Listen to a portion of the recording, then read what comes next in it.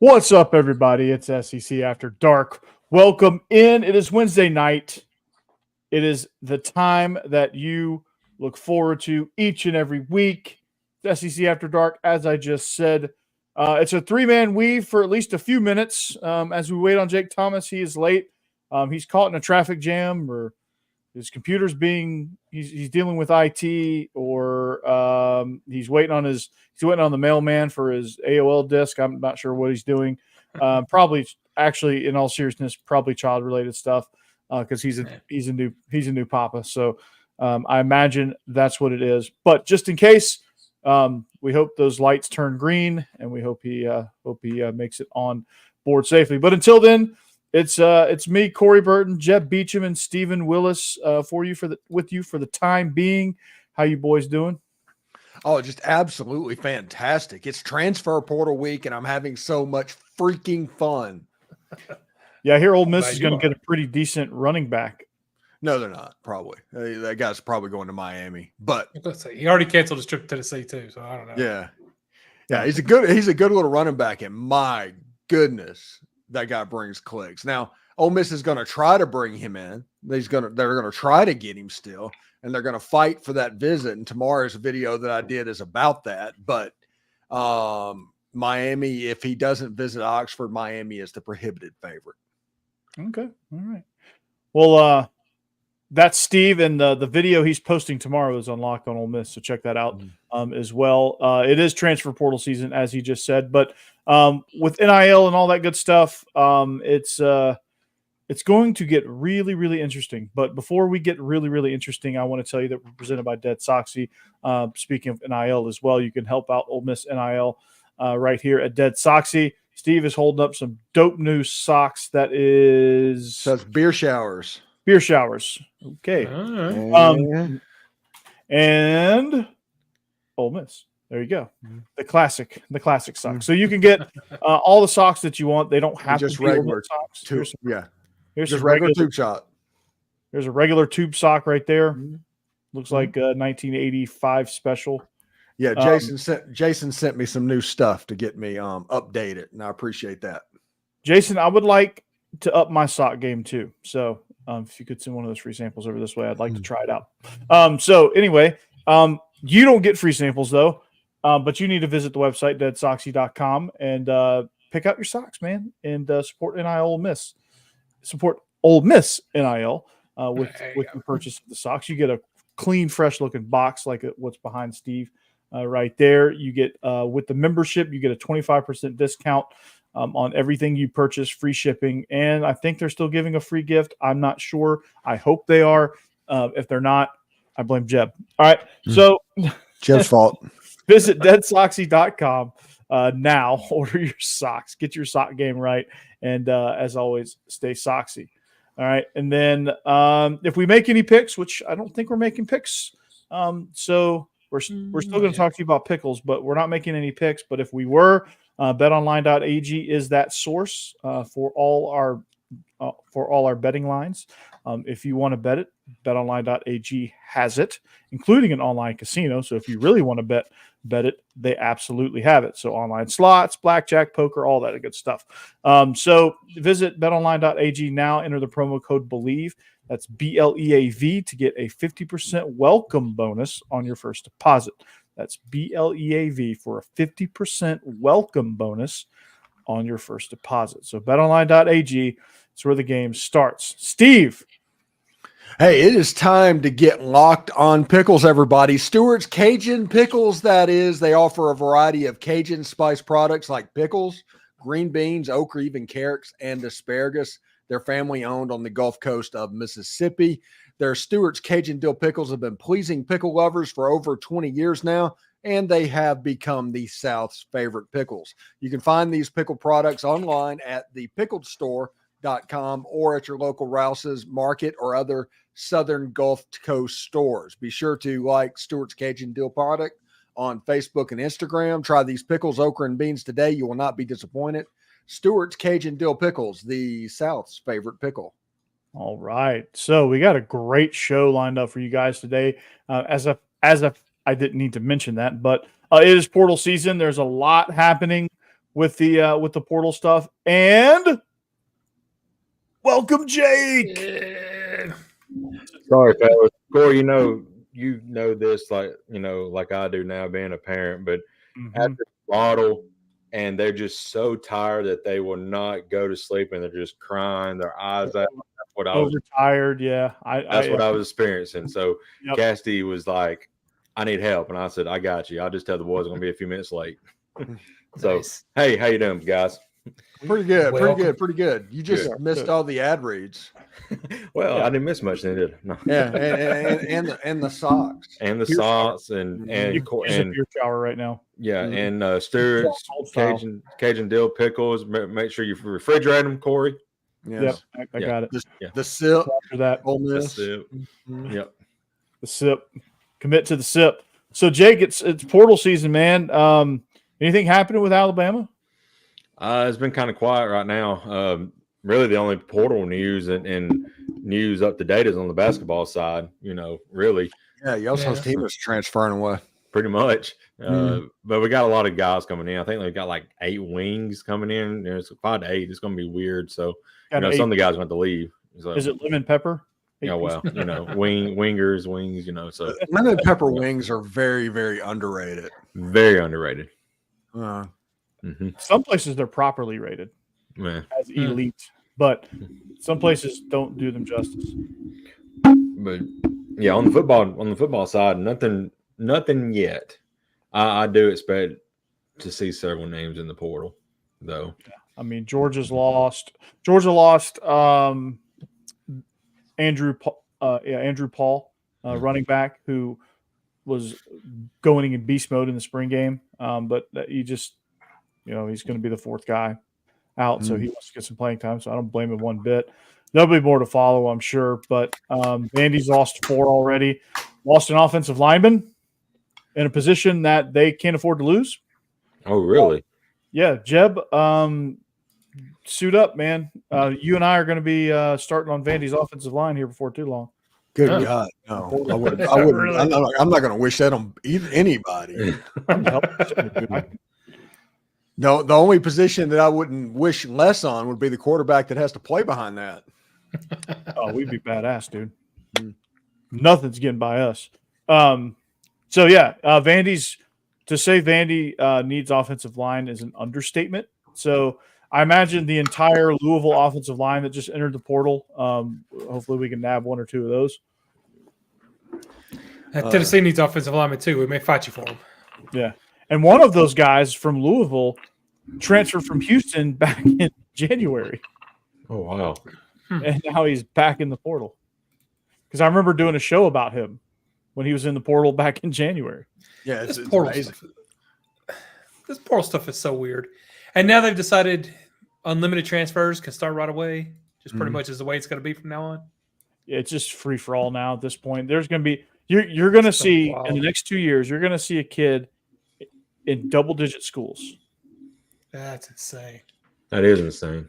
Well, the funny thing is, this is not. I talked about this on my radio show or my podcast that's going to air tomorrow. Is that this is not abnormal? This is how professional sports in this country operate.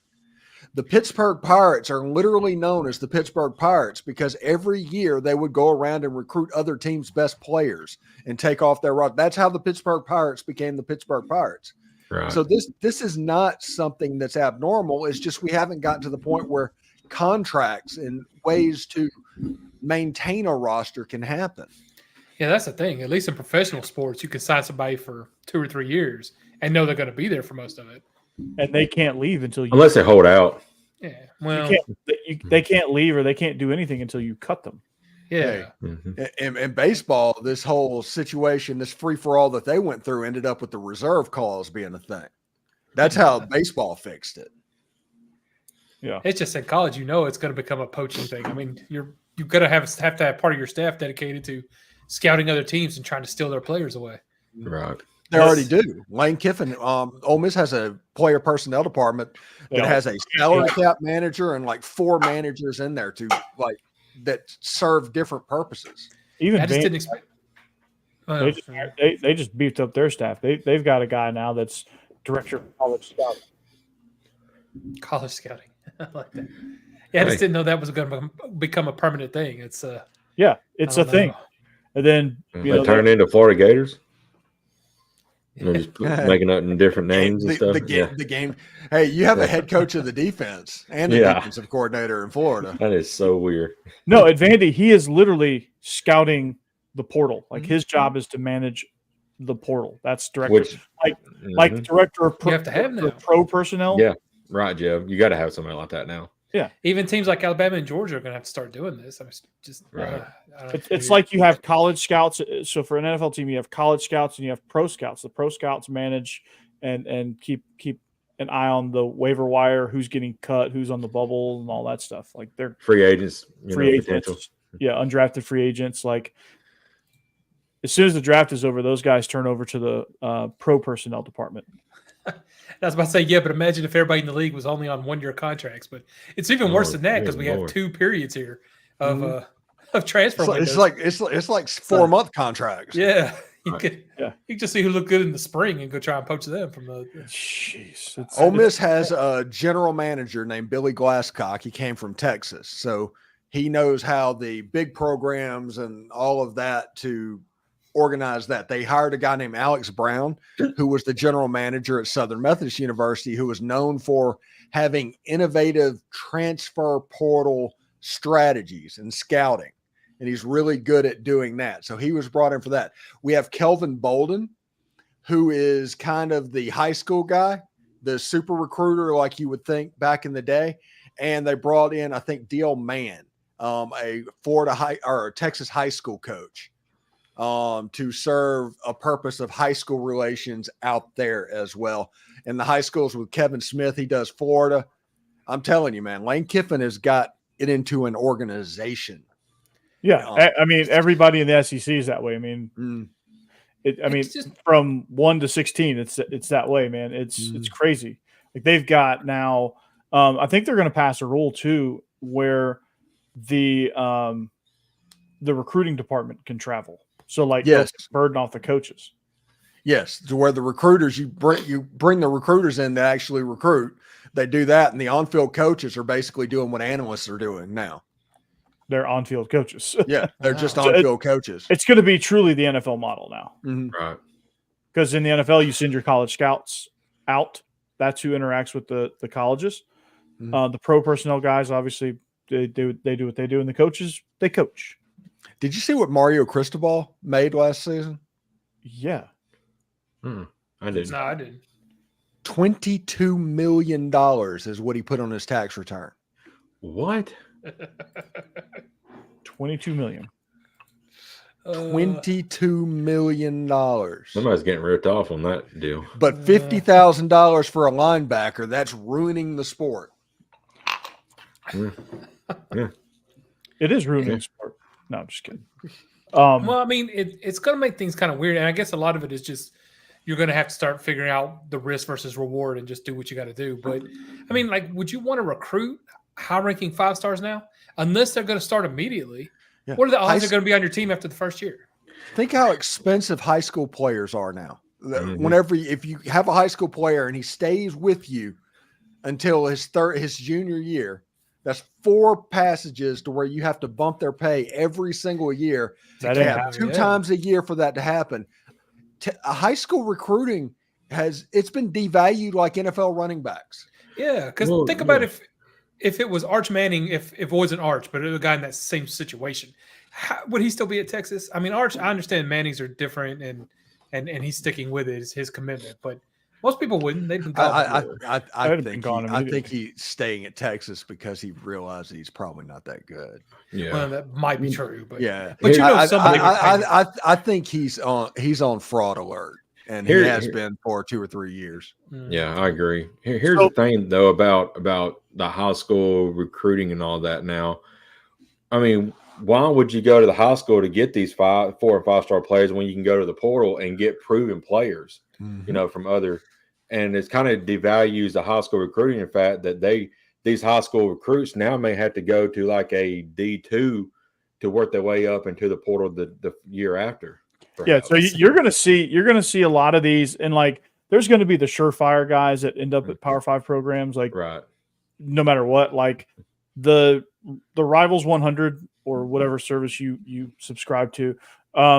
That's going to be like, there's going to be like 100 guys that go to like these big time colleges. So there's going to be a little bit of that, but like the majority of them, and the majority of like kids that Alabama's going to get, Ole Miss is going to get, Georgia's going to get, these SEC Big Ten schools are going to get, they're going to go, like a lot of these kids that would normally sign at like Michigan State or Purdue, they may end up starting to sign at places like North Dakota State, Buffalo, Arkansas State, Jacksonville State, these G5 schools and FCS schools, and then get poached from there. So like those are going to turn into a feeder. So all your high school kids are going to go to these G5 schools, which is why they need to have a national championship of their own. And then they're going to feed up to the Power 5. Yeah, you honestly have a minor league system that is developing. It's just naturally happening.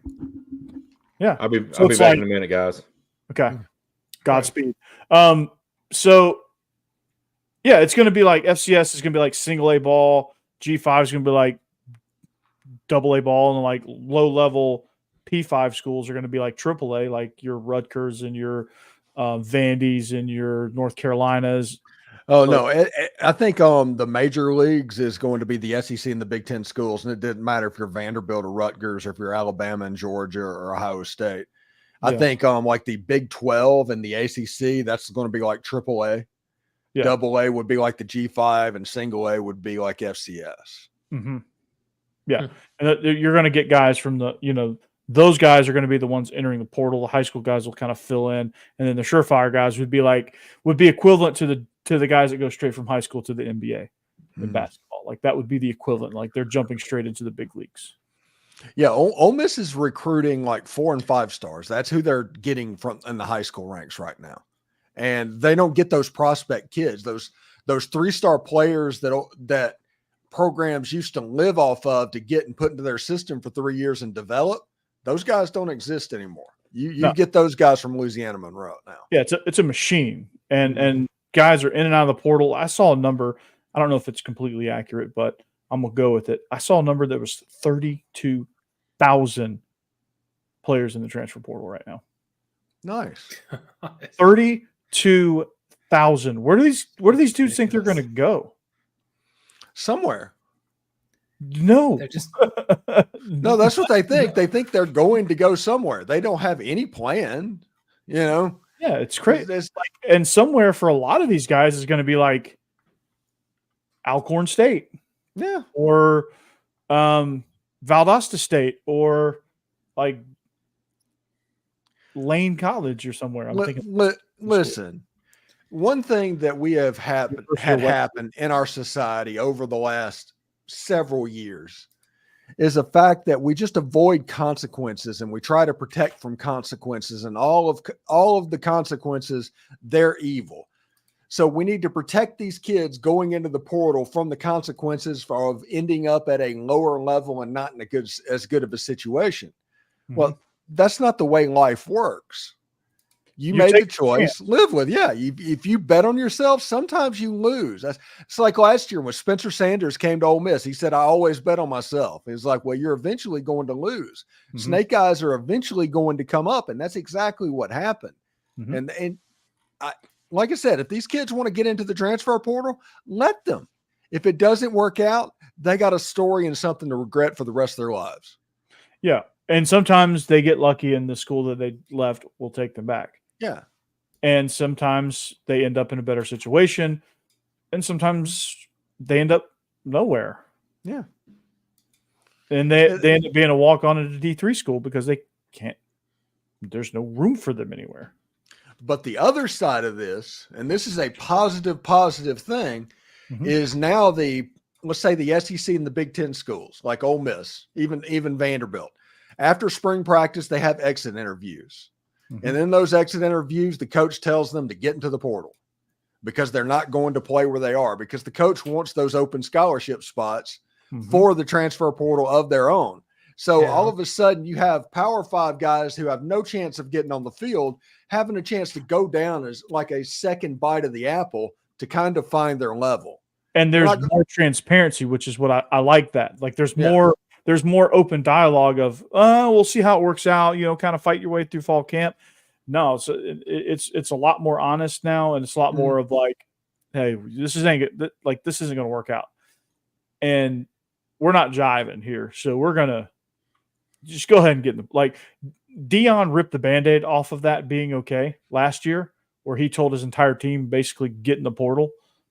And everybody was all up in arms about that because they'd never heard anybody publicly do that, but that actually goes on a lot. But Deion, just on that level. Yeah, he just made it. He made it okay. He made it acceptable. Yeah, exactly. Like I'm here because I made some decisions to move to Nashville, and I met Steve and all that good stuff, and here we are. Rocking like a hurricane. Yeah. It's one of those things. Now, everybody's talking about Deion ripping the Band-Aid off of that, but let's not act like Nick Saban didn't invent basically processing players 20 years ago. Deion just ripped the Band-Aid off of it being public. Yeah. Like he was like, now it's like, bam, it's right there. Like everybody knew Nick Saban was doing it. But Prime is like, hey, he just made it sound cooler. Oh, by the way, we're about to do a little Big 12 after dark. Yeah, get into that. Did y'all see the Instagram message from Shiloh Sanders? No. What did he do? Oh boy. It said for all prospective athletes that want to get into the transfer portal, offensive players DM me or DM Shadur Sanders.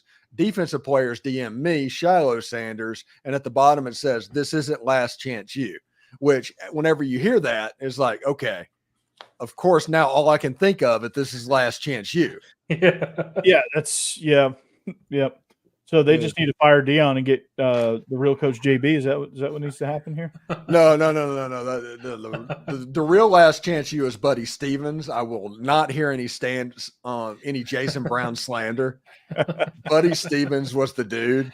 Oh God, those guys are freaking nuts, man. You got to beat a Coach JUCO, I guess. I was sitting there. I was in the coaching office, and this was, I think, in 2004 when David Cutcliffe was at Ole Miss. And there was just a bunch of assistant coaches. Coach Cut wasn't even in the room. And you had Kurt Roper and those guys just kind of sitting back and talking and everything. And they were just saying, it's like, hey, you can't do this because you love football. You can't do this for any other reason. The only reason you can do this is if you're such a sicko, you can't do anything else. And that just made me think, it's like, well, that moment, I'm not going to be a football coach. That definitely weeded me out from that prospect. But it's absolutely true. If there's anything else that you can be happy doing, you can't be a football coach, not a college football coach. Yeah, it just completely evaporates your life. My cousin lives that right now. He's living proof of that. He barely sees his kids. He's irritable when he gets home a lot of times because he's stressed out. It's recruiting visits. I mean, it's a lot of stress. I mean, he's doing a hell of a job. He's making a lot of money, and he's made a good name for himself. And, but sometimes I think, I don't know if I could have gotten into that life, and I don't know what I could have done. Yeah, it's just one of those things to where, there's stuff that you can handle. There's stuff that you can't. There are the people that they thrive in a military situation. They like that boot camp atmosphere. Mm-hmm. My wife, Becky, did not want to leave boot camp. She just thrived on it. She's a rule follower. That made sense to her. But it's just really not a rule. I'm not that. Nah, it don't work for me either. I'm not that at all. I would want to get as far away from boot camp as possible. I did. I went to Fort Meade, Maryland. That's where my A school was. Yeah, there you go. Hmm. There you go. Yeah. So yeah, I don't know, man. Like these college football coaches, dude, they're insane, and the stuff they have to deal with now. And I'm glad the NCAA, if they had any teeth anyway, but I'm glad that they're letting them reconstruct their staffs to make things easier on them. Because if you can only have your 10 guys as recruiters, oh my God, dude. Yeah, especially right now. High school recruiting. Oh my God, man, that's terrible. Yeah. So you just got to let those guys coach, man. And like the way, and the reason why a lot of those guys were jumping to the NFL is because the NFL assistant coaches actually get an just offer. coach. Yeah. They coach. Yeah. Like they can stroll into work on a Tuesday in March and just like chill almost, like, and just kind of take it slow and then just go home at a normal hour. Mm-hmm. Unless you work for a maniac, which is possible. Yeah. And sitting here talking about like Arthur Blank called Robert Kraft about Bill Belichick. Mm-hmm. Yeah, and Robert Kraft is like, no, don't hire that guy. Yeah. How much of an asshole must have Bill Belichick been? They obviously did not part on good terms. Yeah, to where when the winning stopped, you're gone. We're done with you. Yeah. We're going to completely throw you out with 2 losing seasons. Yeah. Said, you can't trust that guy. He only gave us 6 Super Bowls or however many it was. 6 Super Bowls in 20 years. Yeah. When your franchise has been literally nothing before that. Hey, Steve Grogan wore a neck roll. Okay. Yeah, exactly. Exactly. And he's like one of the greatest coaches of all time. Him and Andy Reid are the greatest coaches of all time. Bill Walsh, one of the greatest coaches. He's in the very short list of greatest coaches of all time. And could not get a job. Could not get a job. And part of that, I think, is his age. I don't think, people want to like invest a whole lot into a future for a guy for 2 years.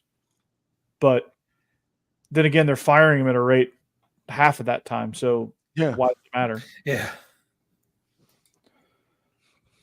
Yeah, for a lot of teams, if you get 2 good years, you'd be happy. Some people probably thought he actually wanted too much control, which he came out to the Falcons and said, "Hey, look, you guys can do the front office stuff. I'm just going to coach." I would assume that was the issue, was control. But he told the Falcons he was cool with not having total control. Blake Jolly says, seems like Colorado is melting, in my opinion. Yeah, they're basically completely turning over the roster again. Welcome to the transfer portal era. I mean, a lot of people are doing that. I'm beginning to think that this whole situation is nothing but a promotional opportunity for Shedeur and Shiloh Sanders. Once they're done, Deion's done. I'm really almost there at this point. I mean, that wouldn't surprise me at all. Yeah. Go back to the NFL Network and just chill, or just retire on his millions. And Deion was good on TV. Like, he was legitimately good. It's like Andy Kennedy was legitimately good on the SEC network. But yeah, Deion's an entertainer. Deion's good. He says all the right things. I think there's something to him. I just think he's a little too much showman, and that gets in the way of him being an actual coach, which I think he's actually sometimes he's a really good actual coach. And then he goes and, goes into prime mode, and all of a sudden just kind of, he like builds the sandcastle and then kicks it over, and then rebuilds it and kicks it over again. And like, doesn't want to keep building on it. He just keeps kicking it over and having to start over. Which is one of those things that probably would eventually get worked out, as he learns to coach and gets better at it. And you would think, eventually he'll kind of mature and grow into that role. But I think he was just so good right away. He hadn't had a chance to mature into that role, where people are already just throwing him lots of money and better jobs. And I don't know. Maybe just needs to slow down. I mean, there's a lot of good things he does. It's just, he's just got his own way. Yeah, the Ole Miss did offer Trent Howland. That's actually on the video tomorrow. We talked about him a little bit. Ole Miss is trying to get a visit from Martinez. They're not going down quietly. but right now it's not happening. It looks like he's going to Miami. I don't know about Penny Bone. I don't foresee that, but I think Henry Parrish and maybe Trent Howard. We'll see what happens in the next couple of weeks. This would also be Penny Boone's second transfer in 4 months. Yeah, but Louisville's throwing out rubber checks right now, it looks like. Yeah, something ain't right. Yeah. Yeah, because they're in the danger of losing like 10 or 11 transfers, and a lot of people have transferred away. And a lot of those transfers had just gotten there too, which is crazy. Dre Davis just committed to Ole Miss. Yeah, Chris Beard's rolling. 3 commitments this week, and it's like legit good players. What's up, Jake? Welcome back, man. Jake, why is it so loud? So loud. Yeah, loud. You're loud. Oh. There we go. Sorry. Calm it down a bit. Sounded like he turned his gain all the way up, and it was like picking up. Yeah, sorry. I'm back. I'm back. Maybe. Guess who's back? I can't wait till we get to the MLB After Dark segment so we can talk about how awesome Spencer Strider is. All right, well, let's get into portal for UGA then. Let's get into the second topic. We'll be real quick with that. Well, seriously, we need to ask Corey this question, and we honestly can ask Jake a little bit that too. What is the portal like for Georgia fans? Is it just like other people just attacking you? Yeah. You're not really building that way. I mean, what is it like to be a Georgia person in the transfer portal? It's hoping that you can hold on to some of your top guys and just building depth, or like getting one piece here or one piece there. And, you can be picky. Like Cormani Jones from Colorado's in the portal, and Cormani McClain. Yeah, kind of. Why did I call him Jones? Cormani, is he looking at Georgia? Yeah. Cormani McClain. Yeah. Cormani Jones might be looking at Georgia too. I don't know if we'll take him, but he might be looking too. But yeah, Cormani McClain is, and getting top cornerbacks is something we need, and there might be somebody. I think there's one of our corners, Humphreys is kind of, he's been like wavering. He was wavering back in January and he decided to stay. And I thought he had a pretty good spring, and he still might be wavering. I'm not sure, but getting depth on the offensive line too, like trying to get those guys, and that's what it's like for us. We're just trying to add some depth to some pieces, to some seems like groups. Yeah, it seems like that'd be the toughest part, because a lot of teams are having trouble with that. But keeping depth, because if they're not a starter, then they're going to want to leave and go somewhere where they can start. Yeah, but one injury could just derail your whole team if you don't have any depth. I think the reason why teams like Alabama and Georgia and like some of these top level, Ole Miss, Michigan, and Ohio State, some of these top level college football teams, I think they're able to keep a little bit more depth than, say, the mid tier or lower tier Power Fives, because the pro scouts, they come to practice very frequently. I don't know what they do at Alabama, but I know at Georgia it was like a revolving door of scouts, like all season long, coming to practice, watching film. Humble brag. So they see the practice film, they see the practices, and they see these guys go at it. Yeah. Kirby probably has. Like I said, I don't know how other people practice, but Kirby's practices are intense and highly competitive all the time, and things like that. And so like these guys get a lot of good competitive reps. So they like backups there's some backups that end up getting drafted because of that. Like Channing Tindall that plays for the Dolphins, that plays for your Dolphins, Steve. He was the first rotational linebacker, didn't start a game, but got drafted in the fourth round, something like that.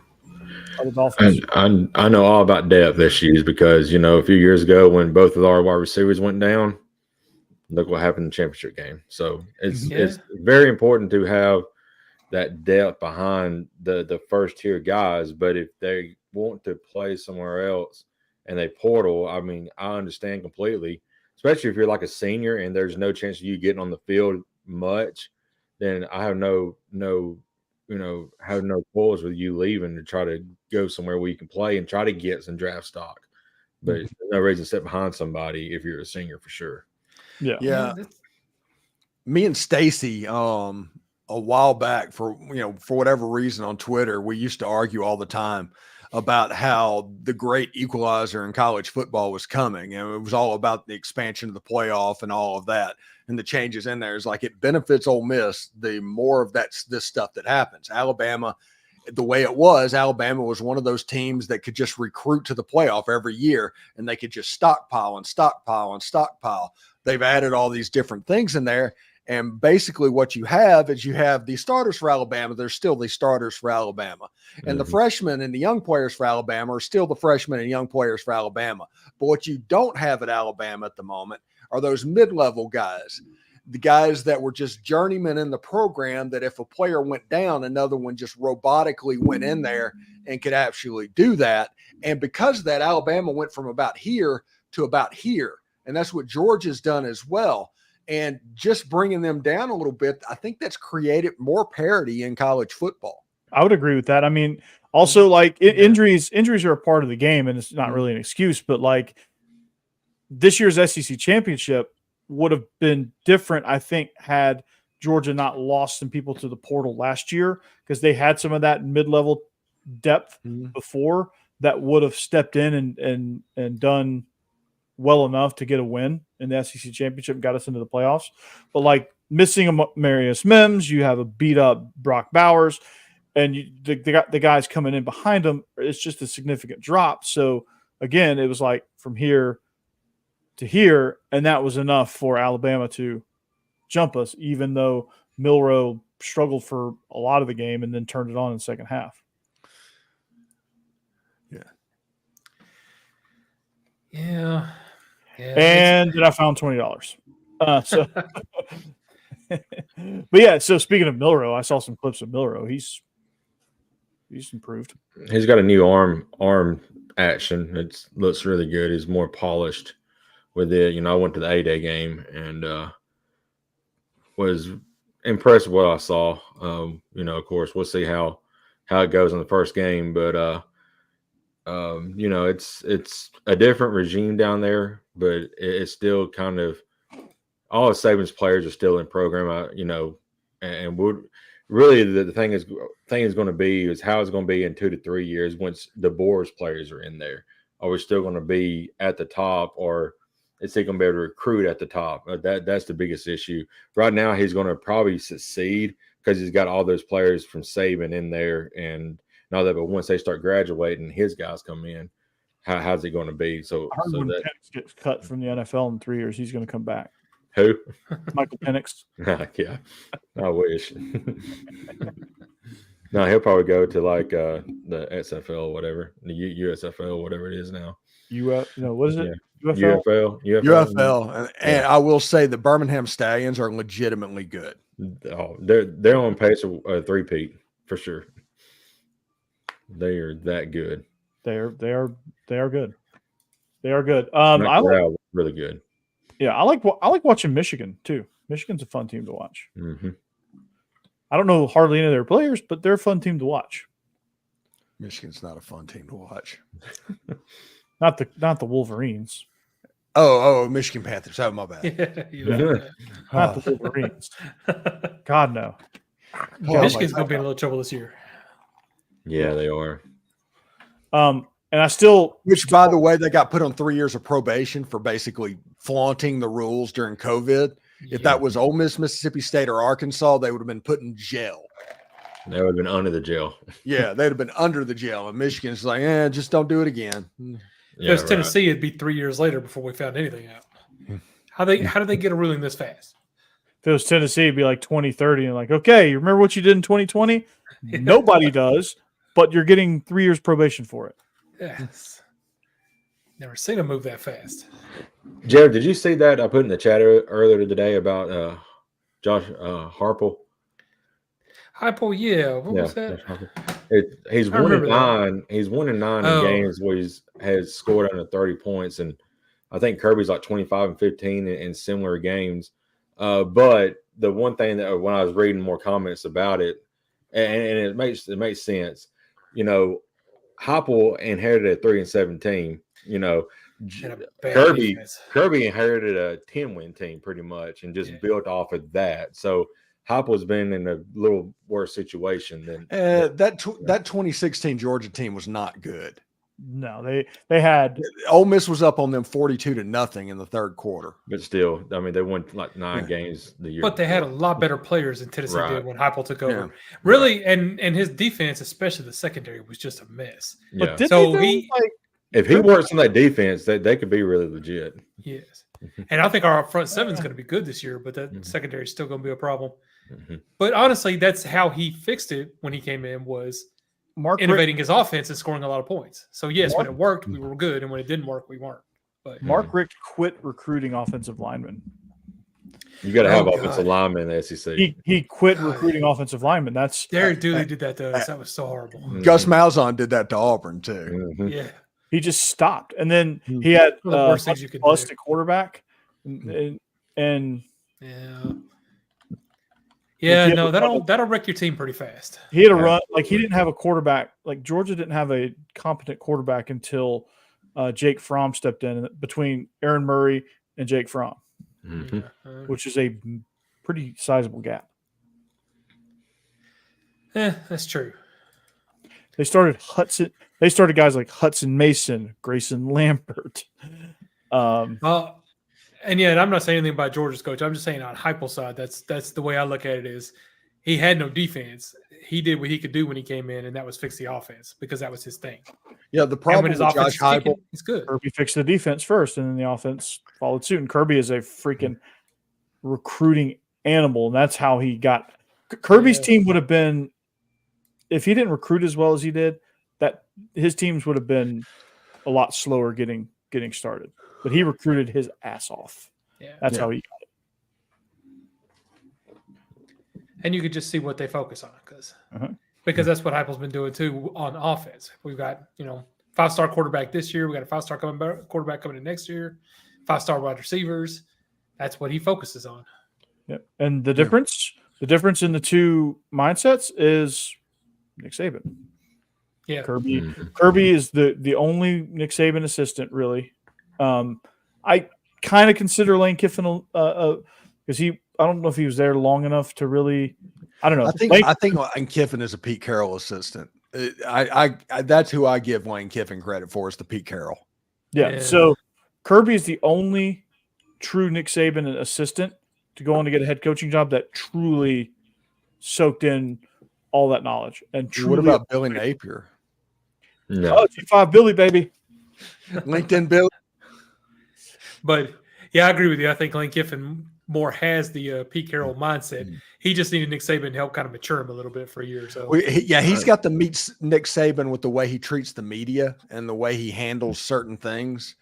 That is Nick Saban, but the general program and everything, there's a lot of Pete Carroll in that game. Now this year Lane is like, he's acting differently this year. He's acting like Pete Carroll acted like in his latter years at USC, where everything was just real loose. Well, it's not loose. No, he's gone full Nick this spring. Yeah, Lane Kiffin on Twitter. With like the Grove Bowl games and the Twitter stuff? Oh, no. That right there is all a Lane Kiffin thing to get PR. But the whole idea is he is being uber secretive about depth charts and schemes and anything that can be taken football. He wants to make sure that doesn't happen. Well, that's all football coaches. Yeah, but he's like, this year is at a different level. Last year they had open scrimmages to where people can go in. No, they didn't do that this year. They didn't even tackle this spring. Interesting. Yeah, Ole Miss is going to be interesting to find out how all that works this year, man. It's going to be fun to watch. Yeah, if Ole Miss loses to Kentucky, and we find that, and better poll tweeters, by the way. If you'd have tackled in April, it might not have happened. Yeah, no, I see those comments. That's the way that works. Yeah, that's how that happens. Oh yeah, definitely. Mm-hmm. Which, I mean, like in college at this level, tackling to the ground, really, like you do it a few times and you're good. Yeah, because you got to reintroduce your body to hitting the ground. Yeah. He's protecting his roster. He's trying to make practice as fun as possible, is to make being a part of the program fun. That is his whole MO, to protect against the next 10 days. And that is everything's going to change on May 2nd. That is Pete Carroll to a T. Yeah, everything is going to change on May 2nd, but getting through May 2nd, that was his goal and has been his goal for the last 6 months. Pete Carroll. Yeah. That is Pete Carroll. Especially with Princely and Mommy Ellen and Walter Nolan and Pooh Paul and those guys. Yeah. There you go. Yeah, so it's, again, I think it's one way, half dozen the other. I mean, I think the guys at Georgia they just love competing. They have fun with that, chirping each other, I'm sure, and doing things like that. And Alabama's the same way because, obviously, those guys. The old saying is iron sharpens iron. So, yeah. And every school's going to have to find their way of keeping people around. Like I said, Georgia does a good job with bringing in scouts and making sure players know that they're still being seen, even if they're not starting. But it's going to, I don't know. It's I thought they were going to have more rules and kind of rein all this in. It sounds like they're going the other way and just saying we're just going to open it up and let you do what you're going to do. And let you feel the consequences of your decision. Like, hey, you decide to get in the portal, then don't come crying to me if you end up at Delaware State and you thought you were going to end up at Ohio State. I love the portal and what they're doing because no offense to Delaware. We have legitimately got 10 months worth of content. Yeah. It's just going to give some of us fans heart attacks constantly. I see one article in there of a list of potential schools for a player. I can turn that into 5 content items. I just draw it out different angles and stuff like that. Yes, it makes my job easier. Honestly, the fan perspective obviously needs to change. You're just I see the word Tennessee in a headline, I cringe now because I don't know what's happening. Yeah, Tennessee loses this to the port. It's just the way it is. They're going to fill the rosters. There's going to be guys coming in. There's going to be guys going out. It's going to be one game of fantasy football. Okay, this guy leaves. Okay, that hurts. We get this guy in, and he's not as good. But then this guy leaves, and then we upgrade at that position. So it's you upgrade here, you downgrade here, and you win this one, you lose this one, you win that one. Then the goal is to win more than you lose in the transfer portal, and that's going to be college football from here on out. Fans just need to get used to that. They just need to get used to the fact that don't get too attached to these players because they ain't staying. Yeah, you're rooting for the laundry. Yeah, you're rooting for the helmet. Yeah. Rooting for the logo. Sometimes I just feel like Lethal Weapon. I'm too old for this shit. You just appreciate the players that are there that year, and then your team's going to overhaul the next year. And then, I tell people all the time, there is no program. There is no program anymore. There's the 2024 team, and that is all you can plan on because you don't know what the 2025 team's going to look like. And it doesn't even matter if you're Georgia, because after the 2024 team, if Kirby Smart goes to the NFL, Georgia's going to lose 50 players in the transfer portal in January. Yeah. So not even Georgia is safe from a complete overhaul. Yeah, nobody is. Nobody is. Alabama's not safe. I mean, Georgia. Georgia. I didn't complete it, so we still got our clean rating. No, we don't. Jeb lost. Yeah, Jeb did that a second ago. Oh, I can start throwing F-bombs now. No, no. There was a couple years ago where Georgia lost 15 guys in the portal. Yeah, and only gained 3 of them back. Only gained 3 other players back. They and then they just backfilled it with high school kids. 3 or 4 of them ended up going to Arkansas, if I'm not mistaken. They followed Sam Pittman. Yeah. It was that year that you had almost the entire receiving core. That's why Georgia's receiving core looks the way it looks. That's why they just keep stacking receivers because they know those Georgia's going to sign 25 receivers because every year you're going to lose 6 of them. Yeah, Jamie French. They're going to go down and get him for French. For French. Yeah. So Colby Young, Scovey White, like all these guys are going to play because it's like guys are going to transfer in and out, and like it's going to be, it's crazy. Man, what I want to go see, and I'm going to do it probably this year, is I want to go see a Lakeland Dreadnoughts game so bad. There's always a 5-star on that field. What's stopping you? Yeah, nothing is. That's being a Friday night type thing. It's just a matter of going to Lakeland. I mean, they have a jumbotron and end zone seating in their stadium. Damn. That's high school? Yeah. Lakeland High School. That's where Kamani McLean went to high school. Yeah. There you go. And They always have a 5-star. Yeah, and Cormani Jones. Yeah, there's some pretty cool like high school setups in the South. Out and especially in Texas, like those stadiums are ridiculous. Steve, you went out to the Army All-American game, didn't you? Sharkbait, they probably do because he's not going to Mississippi State. He's likely going to Miami. Yeah. Miami's the leader in the clubhouse at the moment. Vandy has a better shot at getting him than Mississippi State. Yeah. Mississippi State got him out to visit. Yeah. I was going to say, he listed in, he had interest in Mississippi State. I can't remember if I tweeted this, but I've been like, from my Locked On Vandy account, I've been tweeting every transfer portal that's an offensive lineman. I'm like, Vandy? Yeah. So I did that with Martinez. I'm like, Vandy? That's pretty funny.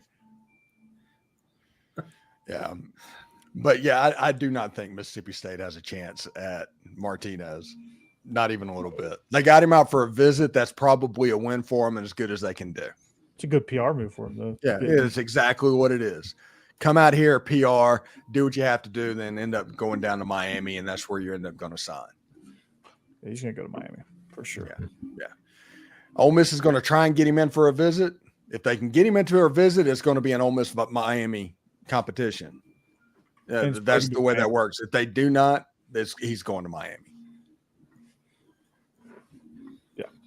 Yeah, Miami's already held an in-home with the kid out in Oregon or wherever it is. Oregon State. Yeah. So. The Pac-2. Good running back. Yeah. He didn't want to win a Pac-2 championship. He could have won the Pac-2. The Pac-Dos. Yeah, it's like, good God, no. Go ahead, Oregon State, Washington State. Get down in the Mountain West. Bring the people in the Mountain West up there and call it the Pac-12. Yeah. I don't particularly care one way or another. It's just a name at this point. Yeah, it's just do not do the Pac-2 thing. That's stupid. Yeah, that is highly stupid. Yeah. All right, Steve. Teach us how to throw like Spencer Strider. Huh? You basically like your elbow has to be falling off. And you're supposed to have like 103 mile an hour fastball, but at the moment it's like 84 miles an hour because you have no strength in your arm because you decided to throw a 75 mile an hour curveball to go with a 105 mile an hour fastball. That's how you throw like Spencer Strider. And you throw like this. We were doing an off-air physics lesson where like if you throw from here, watch my elbow. My elbow has to come through first. My elbow has to clear so that so if I throw like this, if I don't clear my elbow, my shoulder is going to rip apart. If I clear my elbow before my shoulder, my elbow is going to rip apart. I'm coming from here. It's a little bit more natural. Nolan Ryan pitched for 25 years. Nolan Ryan pitched from up here. Mm-hmm. He pitched from up here. Roger Clemens pitched from up here. All the great pitchers pitched from up here. And he threw 95 mile an hour, and he could have thrown over 100 mile an hour if they wanted the velocity. That's not necessary because those guys knew how to pitch, not throw.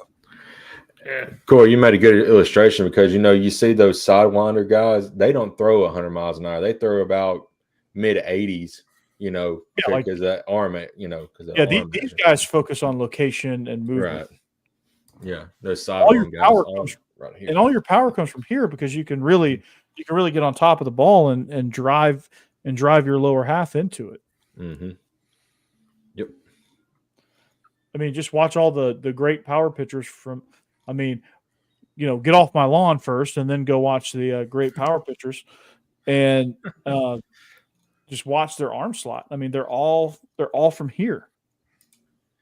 Except Randy Johnson's a mutant. I don't like. He just. Oh my gosh. He's a mutant. Like, don't watch him. He's an anomaly. If you watch him, like you're gonna get a false sense of hope. Like that guy's a mutant. Yeah, it's the craziest thing. He's an X-Man.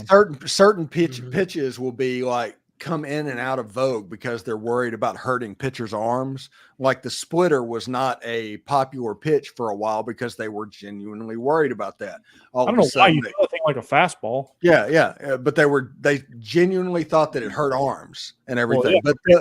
But they'll sit there in maximum effort, 104 mile an hour every time, knowing that hurts arms. Mm-hmm. Yeah, and not care a little bit about that. You know why? Because that ends up on Twitter. Pitching Ninja posts that. Yeah. And that is building it up. Annoying. Yeah, that's why. Like it's like Jackson Jobe throws 103 miles an hour, has a crazy wicked slider, and I'm just waiting for the news report that he needs Tommy John. Mm-hmm. Yeah. I mean, you want to see the most easygoing 88 to 90 mile an hour pitcher? Watch Tom Glavine. I don't think there's any pitcher that's ever pitched that looked as comfortable as Tom Glavine throwing a baseball. Oh, Greg Maddux. Even Greg Maddux, he looked more comfortable than Greg Maddux. They both were the same kind of pitcher, though. But like you watch, so easy. It looked like they were just playing catch. Yeah, and that's kind of what they were doing because he wasn't having the field very often. Yeah. Greg Maddux was like, "Hey, I'm gonna throw a cutter here into your hands. Mm-hmm. You're not gonna hit it." Like the Larry Bird of baseball. Yeah, no, he really. Tell you what I'm about to do to you. Let me tell you what I'm about. He had a quote. Is like, yeah, because they asked him about like tipping, like stealing signs and like tipping pitches. He goes, "I don't care about that. I'll tell you what I'm going to throw. You're not going to hit it. This was going to be up and in. Good luck." Mm-hmm. Yep. You're not going to hit it." Still, my favorite commercial of all time is the commercial, the Sherwin-Williams commercial where they hire Greg Maddux to paint a house, and they're like, "Yeah, it looks great," but all he did was paint the corners. Yeah. And Greg Maddux is sitting there like admiring his work. He's like, "Yeah." So proud of himself. Perfect. All right, Corey. Wait, no, where's Cassie? She's got to give me the. She's tending to the baby. Okay. I was going to say our assistant producer's got to give me the call. Go ahead and do it. 2 minutes. Kids ruining our flow. 2 minutes now. All right. So I dare you, Jeb. All right. So we hope you enjoyed this show. This is gonna wrap it up for us here tonight. We thank you for listening. It's portal season, so things are getting interesting by the day, by the hour, by the minute. So yeah, you should catch us anywhere you catch your podcast, especially on YouTube, Twitch, Twitter, all that good stuff. You should follow all of us on social media. Follow Jeb at UTK Joe. He's going to come out with a show eventually that goes beyond this scope. He's going to talk about movies one of these days, 80s movies especially. Like Captain Ron. It might be. Yes. I'm going to predict it's going to be before the next eclipse, which is like in 2045. Potentially. Yeah. Get ahead of yourself, Jake. The next full eclipse. So this is Jake Thomas, Tide Talk Live. Him and Stacey Blackwood do a great job with that show. So if you want everything Alabama, you should check them out. Go catch their A-Day content where they went to the A-Day game, and you get more in depth on that. Stephen Willis, right there. There you go. Yeah, there we go. Still haven't got. We've been doing this for years, and I still haven't gotten used to it. You can catch him at Locked On Ole Miss. He is here, there, and everywhere. I think he produces a show a minute. Pretty much. Yeah. So he's the polar opposite of Jeb. Jeb produces nothing, no time. And Steve produces everything at every minute. So they're polar opposites. And you can he's at the Stephen Willis, by the way, and at Locked On Ole Miss, which I think he's going to be more active on that account as well a little bit. So catch his show, dude. Seriously, he kicks ass, and he does a great job. And then last and definitely not least, you can catch me. I'm here, there, and everywhere, but just different shows. I'm Bleav In Georgia Dawgs. I'm Locked On Vandy, the greatest Vandy show this side of the Mississippi. Facts. So I book in the SEC. I talk about the top dog and the dog that brings up the back of the pack. The Commodores. I'm number 1 and number 16 when it comes to SEC talk, right? So you can't get that anymore. The top dog and the commodes. Something like that. All right. At Coach Burton 36, at Coach Corey Burton on Instagram, at Locked On Vandy, at Bleav_in_Dawgs. I got a new Twitter account or X account if you really want to know for Bleav In Georgia Dawgs. So follow all of those accounts. You can see me everywhere.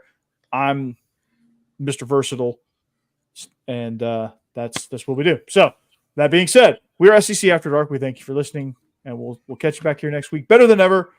And I almost got under my 2 minutes. I didn't quite get there today. Never do. I got closer. We'll see you back here next week. Not bad. Go Dogs. Anchor down. Hotty toddy. Go Vols. Roll Tide.